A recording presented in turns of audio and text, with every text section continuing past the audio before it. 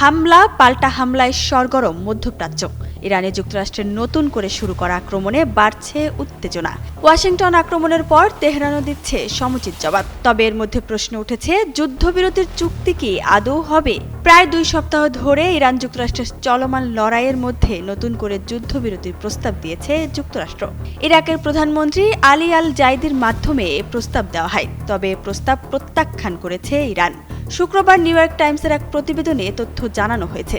প্রতিবেদনে বিষয়টি সম্পর্কে অবগত ইরানি ও ইরাকি কর্মকর্তাদের বরাতে নিউ ইয়র্ক টাইমস জানায়, সম্প্রতি হোয়াইট হাউসে মার্কিন প্রেসিডেন্ট ডোনাল্ড ট্রাম্পের সঙ্গে বৈঠকের পর তেহরান সফরকালে আল জাইদি প্রস্তাব নিয়ে গিয়েছিলেন। তবে তেহরান এটি প্রত্যাখ্যান করেছে, কারণ এ প্রস্তাবে হরমুজ প্রণালীর নিয়ন্ত্রণ সংক্রান্ত সমস্যার কোনো সমাধান করা হয়নি। গত মে মাসে দায়িত্ব গ্রহণের পর আল জাইদির এটিই ছিল ইরানের প্রথম আনুষ্ঠানিক সফর।